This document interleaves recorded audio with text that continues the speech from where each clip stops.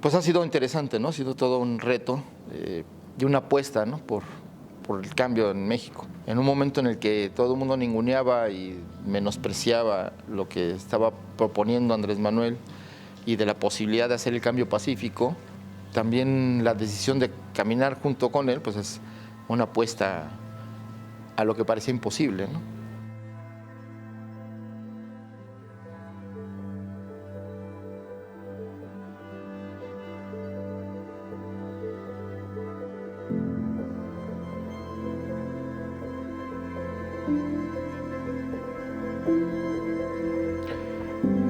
Pues si la causa se llama justicia, si la causa se llama los derechos del pueblo, si la causa se llama la defensa de los derechos humanos, desde muy joven me incorporé a ese proceso histórico, ¿no? De toma de conciencia, al reconocer lo que motivó a muchos jóvenes en el 68 a rebelarse contra el autoritarismo, y lo que más me transformó, digamos, para esta toma de conciencia, y desde muy chavo, fue el ver a unas mujeres en huelga de hambre en la catedral del Zócalo de la ciudad, conocer a Rosario Ibarra de Piedra, a todas las madres de los desaparecidos de entonces, que no tenían, digamos, el impacto que ahora tiene la denuncia, ¿no?, de la desaparición, sino que era una minoría muy pequeña, un pequeño grupo que estaba alzando la voz contra un silencio sepulcral de los medios de comunicación, de la sociedad misma, y que ponían en entredicho esta democracia mexicana que había construido el PRI por 80 años.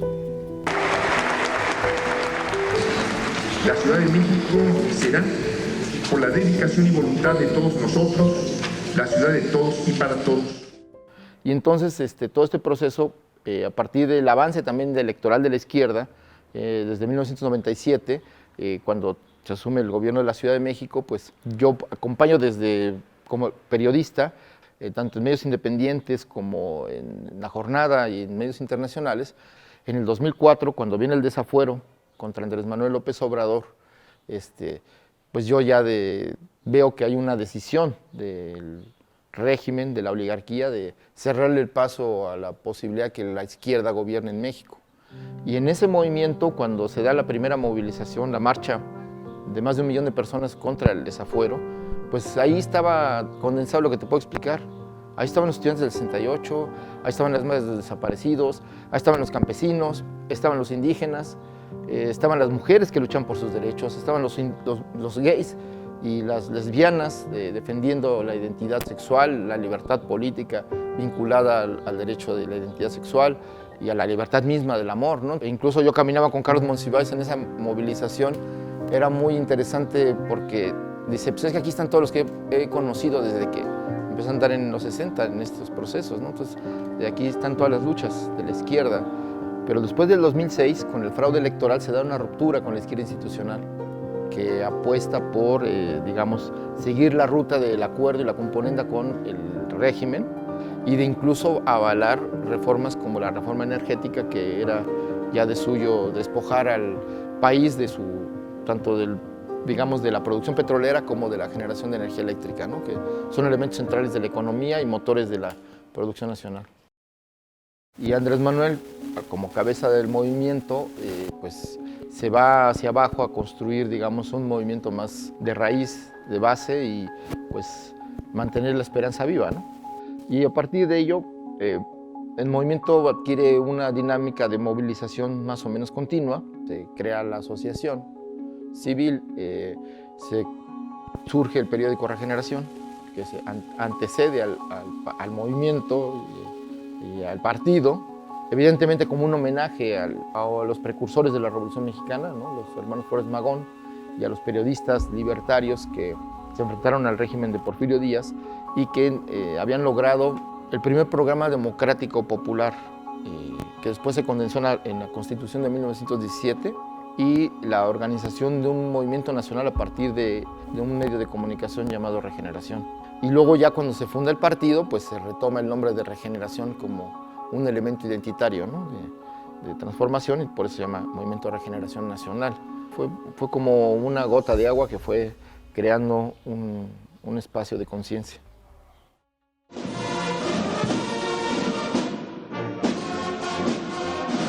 el proyecto de nación del presidente Enrique Peña Nieto, ya hay reformas que ha presentado para combatir la corrupción, para mejorar la transparencia en el gobierno.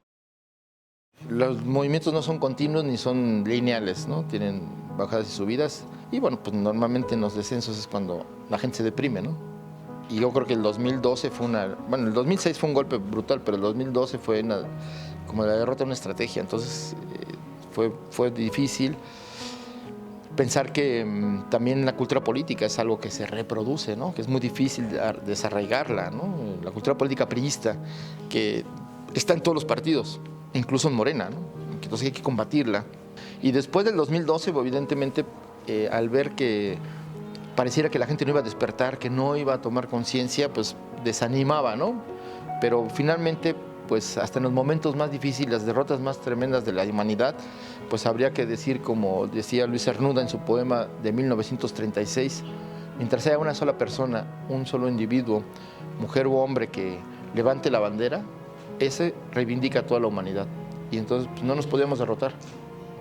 Y el día que uno se derrote, ya la derrota es real. Mientras haya uno solo que diga que no, como lo fue el propio Andrés Manuel, cuando el sentido común decía que esto ya no iba a ser posible, él mismo se volvió a levantar. Y cuántas veces no dijeron que ya estaba acabado. Como decía, en algún momento nos podrían llamar soñadores, locos, gente que no estaba en nuestras cabales, pero como el Quijote había que luchar contra lo que parecía imposible y lograr convencer al resto de que era un propósito loable y que además era necesario. Aquí mismo, en el Zócalo, hace cerca de 5 años, tomamos entre todos y todas la decisión de seguir luchando hasta lograr la transformación del país. Porque si después del fraude nos hubiésemos retirado, o peor aún, si hubiésemos transado con la mafia del poder, hoy no existiría este movimiento que es la única esperanza para millones de mexicanos, sobre todo para los más desamparados y pobres de México. O sea, no se nació pensando que había que hacer un partido, sino ya había herramientas institucionales para luchar por la democracia que fueron torcidas, que fueron apropiadas por el sistema y que había que crear nuevas herramientas para hacerlo. Entonces, ha sido de este aprendizaje que nace el partido. Entonces, también el partido tiene que ser muy consciente de que también en sus errores tiene que aprender, porque si no aprende de sus errores va a reproducirlos y ahí va a estar la simiente de su propia derrota histórica, ¿no? Porque los partidos no son para siempre. Las causas sí, y en ese sentido, si es congruente con las causas que le dieron origen, Morena tendrá futuro. Si no, tendrán que surgir nuevas organizaciones que levanten la bandera de la justicia, la libertad y la democracia. Porque el conservadurismo se metió, o sea, a acapararlo todo. Y están muy molestos porque ya son otras reglas y tienen que ver con la democracia y tienen que ver con un auténtico Estado de Derecho y tienen que ver con garantizar las libertades. Todo esto que el conservadurismo no hace. La comunicación es la esencia de la sociedad contemporánea. No se puede entender ni la política, ni la economía, ni las relaciones sociales, ni las identidades individuales o colectivas en la comunicación. En México, esta realidad de la comunicación como un elemento central de todos los procesos sociales y políticos y culturales, pues nos ha llevado a que pues, el presidente se ha vuelto no solo un líder social, no solo presidente de la República y líder político, sino un gran comunicador. Y entonces tenemos que la comunicación del gobierno ha logrado contrarrestar la narrativa de los medios de comunicación, de la oligarquía, de los grandes poderes fácticos. Normalmente un político, un presidente se cuida o ha sido víctima de los medios de comunicación, o ha sido encumbrado por los medios o ha comprado los medios para mantenerse en el gobierno. Y aquí ni hemos pagado a los medios, ni hemos dependido de los medios para llegar, y eso nos vuelve un gobierno libre. libre de esos intereses, y al mismo tiempo se ha desarrollado herramientas de comunicación, particularmente la conferencia matutina, que pues no diría, pero es quizá el programa de televisión más importante del país, y marca la agenda, marca la conversación y crea cultura política, transforma el imaginario. Bueno, pues aquí se está abriendo una grieta en el sistema que ya no va a cerrar. Desde mi punto de vista, este es un cambio histórico, y esto que se está abriendo ahora renueva la esperanza en un cambio con valores humanistas y que pues, nos permitan una sociedad justa, libre y democrática. Y creo que eso, aquí estamos reafirmando que el camino es con todos, entre todos. Mi papel ha sido ese, desde mi experiencia como periodista, por eso proponer el periódico Regeneración, mi experiencia como organizador de movimientos, de escritor y todo esto pues ha sido aportar algo a mi país. Yo creo que con eso me quedo, ya que si ha sido eficaz o profundo o ha dado algún resultado, pues eso se lo dejo a la historia y a la gente que lo pueda evaluar. Pues Morena es en una sola palabra, pues es la esperanza de la gente, ¿no? Pero a partir de su propio esfuerzo, de su propia capacidad. No es delegarle a otros esta posibilidad, sino tener la capacidad de organizar esa transformación desde lo que es uno y desde sus propias raíces.